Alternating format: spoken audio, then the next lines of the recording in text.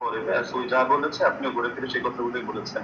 বাকি মজার একটা বিষয় হলো আমি এমন অনেক উসুল টেনেছি যেটা হয়তো আপনার কমন পড়েনি। তো যার কারণে আপনি এই জিনিসগুলোকে পুরো স্কিপ করে চলে যাচ্ছেন। তাই ছিল মুস্তালাহিল হাদিস। আর এই পৃথিবীর ইতিহাসে হাদিসের ইস্তালা নিয়ে কি এই কিতাবটা এই মাত্র কয়দিন আগে লেখা হলো, এর আগে ১,৫০০ বছরে হাদিসের ইস্তিলার উপরে কোনো কিতাব লেখা হয়নি। আপনি মুরসালের সংজ্ঞা দেখাচ্ছেন যে মুনকাতি হাদিস কারো মতে গ্রহণযোগ্য না। আচ্ছা, কোন পর্যায়ে মুনকাতি গ্রহণযোগ্য না? খালি শিরোনাম দিয়ে হুকুম লাগিয়ে যদি হয় তাহলে তো ইমান ভঙ্গের কারণ যে 10টা শাইখ মোহাম্মদ বিন আব্দুল ওয়াহাব নজরী রাহিমাহুল্লাহ থেকে বর্ণিত আছে, সেগুলো শিখে শিখে সবাই খারিজি হবে এভাবে। যে যে জাদু করে সেই কাফের হয়ে গিয়েছে, যে কাফেরদেরকে মুসলমানদের বিরুদ্ধে সাহায্য করে, কোনো শর্ত নাই, কোনো হদ নাই, কোনো কয়েদ নাই, ভালোভাবে কাফের হয়ে গিয়েছে। তো এভাবে শিরোনাম দেখলে তো মুশকিল। এগুলোর ব্যাখ্যা তো ইমামদের থেকে নিতে হবে। বক্তব্য যাদের থেকে নেবেন আপনার বক্তব্যের ব্যাখ্যা তো তাদের থেকে নিতে হবে। আর আপনি বললেন যে আমি কথা প্রসঙ্গে মেনে নিয়েছি যে ওমর রাদিয়াল্লাহু তাআলা আনহু তিনি শুরুতে ১১ রাকাতের আদেশ দিয়েছিলেন।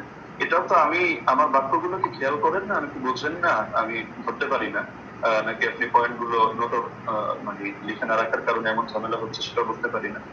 যে দেখা যাচ্ছে যে এটা তো আমি বলেছি তর্কের ক্ষেত্রে যদি মানে অনেক কথা আমি দুই ভাবে জবাব দিয়েছি। জবাবে ইলজামি, জবাবে তাসলিমি, ইলমে উসুলের আলোকে।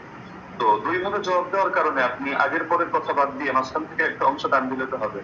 আর কোন মুনকাতি, কোন মুরসাল, কোন ক্ষেত্রে কি হুকুমে যাবে এটা তো আপনাকে শাস্ত্রীয় আলোকে বুঝতে হবে।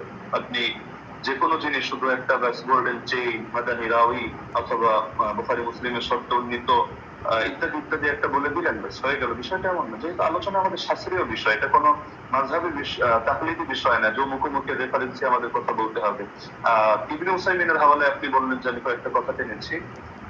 ওখানে আমি ইবনে উসাইমিনের হাওয়ালায় টানি না, শেখ সালেহ আল মুনাজ্জিদের হাওয়ালায় টেনেছি। এটা আবেগে আপনি কয়েকবার এটা উচ্চারণ করেছেন। আর এখানে আমি তার ফতোয়া দেখাইনি। আমি এখানে ফতোয়া উল্লেখ করার জন্য বসিও নেই আপনার সামনে।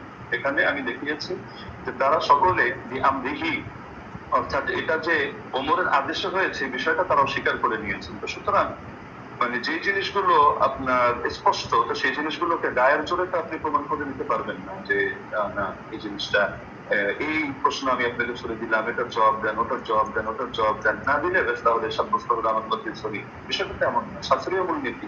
আপনি আলোচনা শেষ হওয়ার পর ঠান্ডা মাথায় বসেন, আমি নতুন কোনো কথা আপনাকে ছড়ে দিচ্ছি না, যেহেতু আপনি খণ্ডন করার সময় পাবেন না, এটা আসলে আদবের দাবি না। ছড়লে আমি ছড়তে পারি, আপনি ভবিষ্যৎবাণী করে দিয়েছেন যে এমন কৌশল হয়তো আপনি করবেন, আমরাও বুঝি না, এত বোঝার দরকার নেই। আমার ব্যাপারে খারাপ ধারণা আপনি অযৌক্তিক ভাবে রাখারও কোনো কারণ নেই। আর আমি তো আপনার মতো পুরোনো ডিবেটারও না যে এখানে ডিবেটের কৌশল খাটিয়ে আমি আপনাকে পরাজিত বা অপমানিত বা লাঞ্ছিত করতে চাবো না। আপনি আমার দিনী ভাই, মহাব্বতের ভাই। আপনি কাফের মুশরিকদের বিরুদ্ধে যে কাজ করেন আমি এগুলোকে শ্রদ্ধা করি এবং উৎসাহ দিই, দোয়াও করি। আগামীতেও আমি আশা রাখি আপনি কাজগুলো কন্টিনিউ করবেন। তো সুতরাং আপনার সাথে আমার কোনো দ্বন্দ্ব নেই, কোনো ভিন্ন কিছুও নেই। আল ওয়ালা আল বারা, এই আকীদাই তো আমরা ইসলাম থেকে লালন করি। তো সুতরাং অপ্রাসঙ্গিক কথা না টেনে আপনি মূলনীতির আলোকে বিষয়গুলো বোঝেন। প্রয়োজনে আপনি এই ভিডিওটা এটা শেষ হওয়ার পরও লাইভ স্ট্রিমিং আপনি ঠান্ডা মাথায় 10 বার শোনেন, 20 বার শোনেন, প্রয়োজনে মুযাকারা করেন। কোন ভুল যদি আপনার কাছে মনে হয় আপনি স্বীকার করে নেন, সমস্যা নেই। আর যদি মনে হয় না ভুল না আপনাদের সঠিক, ঠিক আছে, আপনি ঠিক থাকেন। বাকি সারা দেশ তো দেখছে, তারা বিষয়গুলো সঠিকভাবে বিবেচনা করবে। আমরা তো এখানে কোনো বিচারক নির্ধারণ করে বসিনি। তো যার কারণে পুরো দেশ এটা কমন সেন্স দিয়ে বিবেচনা করবে। জাযাকাল্লাহ। আমি সেকেন্ড সময় অতিরিক্ত নিচ্ছি। জি, মুফতি আলী ইসলাম সাহেব, আপনি চাইলে 2 মিনিট নিউজ ব্যবহার করতে পারতেন। আপনি কেমন করেন? যে আমাদের খণ্ডন যে 2টি পর্ব ছিল 2টি শেষ হয়েছে। এখন আমরা শুধু 5 মিনিট করে সময় পাবো। এটা হচ্ছে রিভিউ পর্ব, সংগ্রহ পর্ব। এই পর্বে আপনারা 5 মিনিট করে আলোচনা করতে পারবেন। নতুন কোনো তথ্য আপনারা অ্যাড করতে পারবেন না এই পর্বে। হ্যাঁ, আমি ব্রাদার রাহুল হোসেন আপনার কাছে যাব এবং আপনি বললে আপনার টাইমটা শুরু করুন।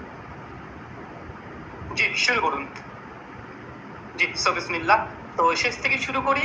ওস্তাদ জি বারবার কয়েকবার অভিযোগ করলেন বারংবার যে আমি জুবাইর ইজাই আর আলবানির বই পড়ে এসে বসে পড়েছি। কার বই থেকে ইলম নিয়েছি? সালাফদের থেকে তো আমরা ইলম দেবো, তাই তো? আলেমদের কাছ থেকে, কোনো জাহেলের কাছ থেকে তো নিইনি, তাই না? আমি তো আপনাকে বলতে পারি যে মৌলানা আব্দুল মালিক সাহেবের বই থেকে ঢের প্রমাণ দেখেছি। তো তার কাছ থেকে জ্ঞান নিয়েছি, আপনার কাছ থেকে জ্ঞান নিই। বিভিন্ন জায়গা থেকে জ্ঞান নিই আমি। জ্ঞান আমার উপরে এলহাম আসবে না, এটা অন্তত আপনি মানেন যে আমার প্রতি এলহাম আসবে না। আলেম ওলামাদের বই পড়েই আমাদের এখানে আসছে, এসে আলোচনা করা। এখানে এতরাজ করার অভিযোগ মানে কেমন বুঝলাম না। 2 নম্বর, তিনি বললেন যে আমি নাকি এমন কিছু অভিযোগের জবাব দিয়েছি যেহেতু আগে থেকে স্লাইড তৈরি করে রেখেছি, এই জন্য নাকি আমি তাল হয়ে ফেলেছি। আমি অবাক হয়েছি, যে ভাবলাম যে ওস্তাদ জি হয়তো অনেক কিছু মানে একদম ইলমে হাদিসের অনেক কিছু নিয়ে আসবে। এর সঙ্গে অবাক হয়েছি, না, কিছুই নিয়ে আসে একটা মুত্তাসিল সনদে পেশ করতে পারেনি। তার জন্য আমি অনেক কিছু ভেবে অনেক কিছু রেডি করে গেছি, দুর্ভাগ্য যে আমি যা রেডি করেছি তার 30% দলিল দিতে পারিনি।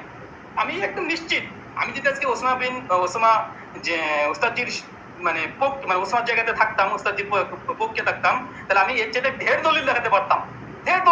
আমার কাছে 20 টাকার পক্ষে আরো অনেক দলিল ছিল, অনেক দলিল, কিন্তু ওস্তাদজি দিতে পারেনি না, দেয়নি না কি আমি বুঝলাম না।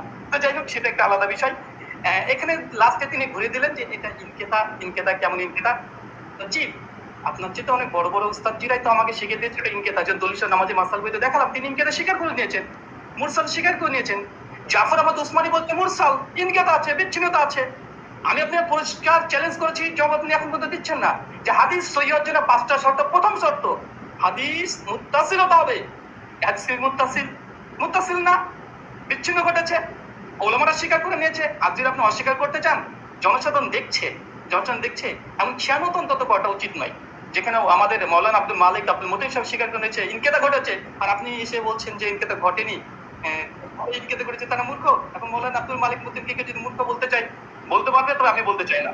3 নম্বর, তিনি বললেন যে দাউদ বিন কায়েসের হাদিসের জমা হওয়ার কথা আছে, ধরে নিলাম, আচ্ছা আছে, জমা হওয়ার কথা আছে। আচ্ছা উস্তাদ, এটা কি ইনসাফ? মোহাম্মদ বিন ইউসুফ থেকে টোটাল 8 জন বর্ণনা করছে তারাবি রাকাত, 5 জন বর্ণনা করছে এক রাকাত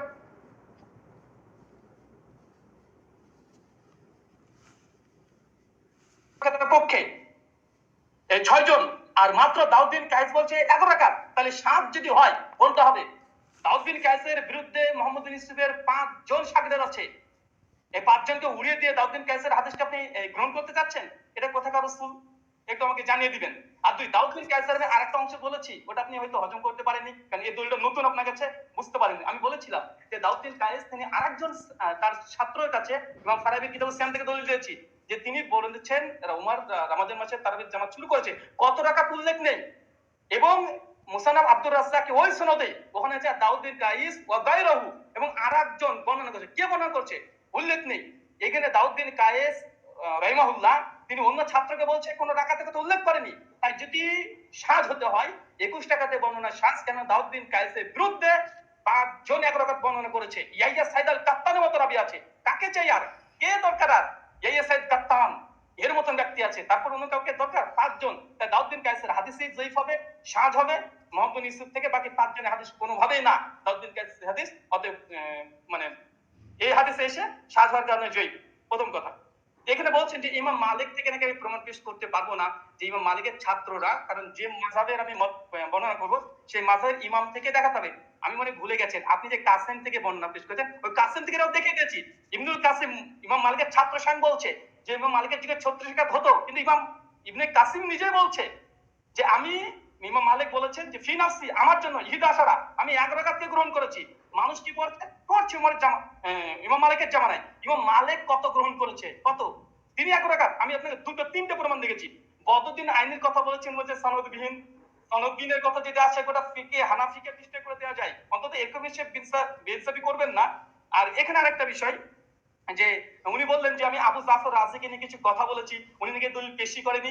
ওস্তাদ যে একটু মাঝে মধ্যে পানি খাবেন, তাহলে একটু সিটিটা একটু ভালো থাকবে। আপনি বলে দিয়েছেন ঝুলে, মনে নেই? আপনি বলেছেন আবুল আলিয়ার হাদিস আছে।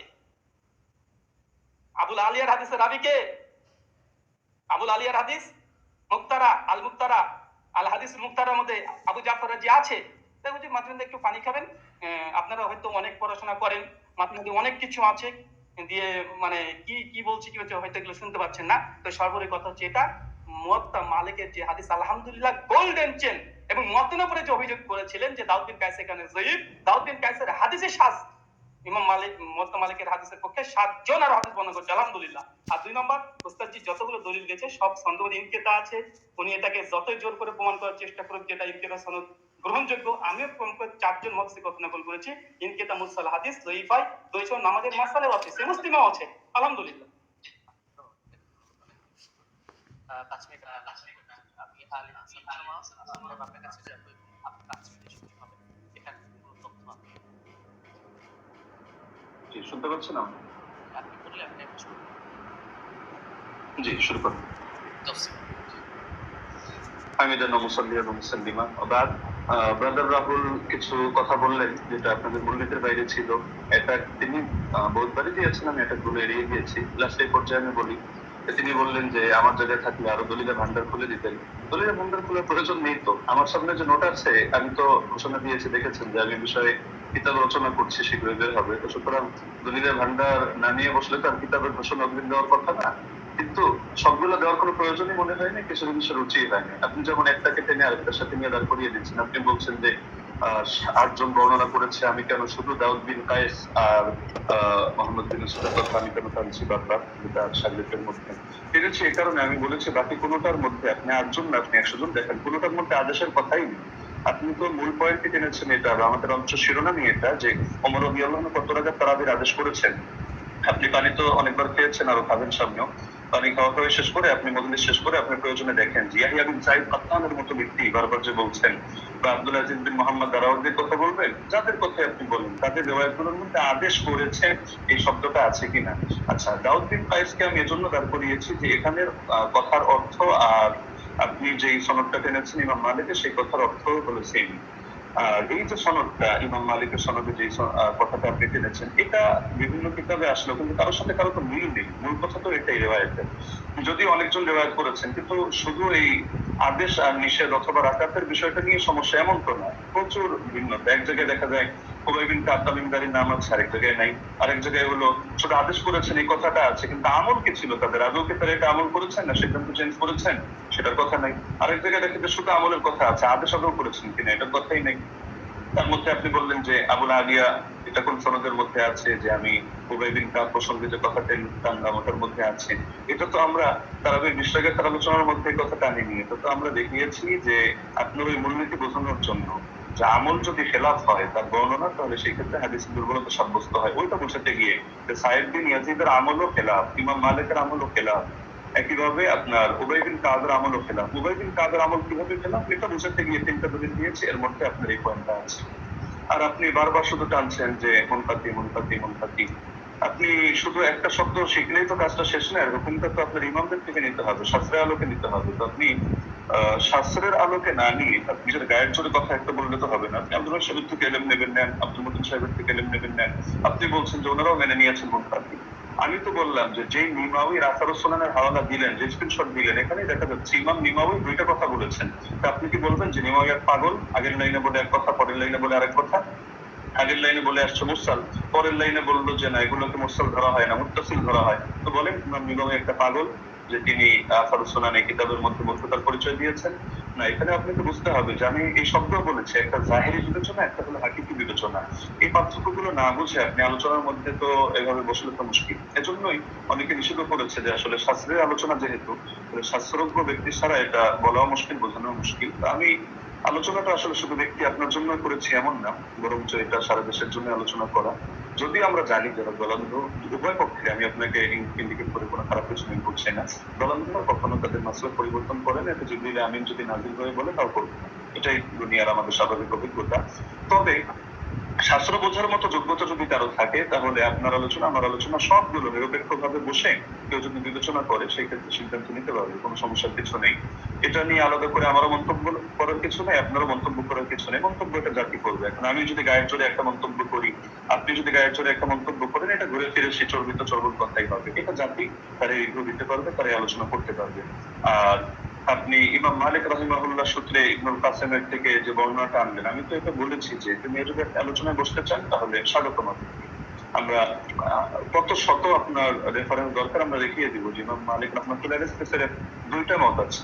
আমি ব্যক্তবোধের সাথে বলছি, একটা হলো 36 রাকাতের আর আরেকটা হলো 20 রাকাতের। 8 রাকাত পড়েছেন উনি, অথবা পড়াতে পছন্দ করতেন, অথবা তার মাযহাবের ব্যাপারে এটা ফতোয়া জারি করেছেন, এটা আপনি প্রমাণ করতে পারবেন না। হ্যাঁ, এখন বিভিন্ন কিতাবে বিচ্ছিন্ন ভাবে বিভিন্ন বক্তব্য আসতে পারে, এটা আপনিও জানেন। ইমাম ইবনুল হুমামের বক্তব্য যদি আপনি দাঁড় করান তারাবির ব্যাপারে, তাহলে দেখা যাবে আরেক ইমামের বক্তব্য দ্বারা এটার খণ্ডন হবে। তো এগুলো তো কিতাবের মধ্যে বহুত কিছুই থাকবে। শাস্ত্রের কাজই তো এটা, আপনি কিতাব থেকে কিভাবে আলাদা আলাদা করে বুঝবেন এই জিনিসটা আপনাকে হাসিল করতে হবে। আর আপনি যে কথাটা বললেন মুরসালের হুকুমটা সহিহ মুসলিম থেকে, যেহেতু সময় প্রায় শেষ আমি এটা বলার সুযোগ নেই, আমি আপনাকে রেফারেন্সটা দিয়ে দিচ্ছি। শারহ ইলালের তিরমিজি 1 নম্বর খণ্ড 543 পৃষ্ঠা থেকে আপনি এটা দেখে নেবেন যে আসলে এই মুরসালকে ঢালাওভাবে অগ্রহণযোগ্য কিনা। না, অগ্রহণযোগ্য না, এই কথাটা একটা বেদাতি কথা। তো এটা কিভাবে কি আমি সময় নিচ্ছি না, আপনি দেখে নিয়েন শারহ ইলালের তিরমিজি থেকে। জাযাকুমুল্লাহ, মুহিব্বুকা ফিল্লাহ। আসসালামু আলাইকুম ওয়া রাহমাতুল্লাহ। জি, আপনাদের দুজনকে অনেক অনেক ধন্যবাদ এবং ব্রাদার রাহুল হোসেন এবং শেখ মুফতি আলী হাসান ওসামা। আমাদের এই প্রোগ্রামটা খুবই চ্যালেঞ্জিং ছিল। আলহামদুলিল্লাহ আমরা চেষ্টা করেছি প্রোগ্রামটি নিরপেক্ষভাবে পর্যালোচনা করার জন্য, পরিচালনা করার জন্য, এবং এই প্রোগ্রামটি আপনারা আমাকে সহযোগিতা করেছেন, দুজনেই খুব সুন্দর আলোচনা করেছেন, এবং যারা এই আলোচনা শুনেছেন আমি বলবো যে আপনারা নিজেদের মধ্যে ফাসাদ না করে আপনারা অবশ্যই দলিল গুলোকে বিবেচনা করে আপনারা সেই অনুযায়ী আমল করবেন। এবং আজকে আমার প্রোগ্রাম পরিচালনার ক্ষেত্রে যারা আমাকে সহযোগিতা করেছে, আমার পরিচালনা কমিটি, আমাদের সাথে রয়েছেন সকলের সুপরিচিত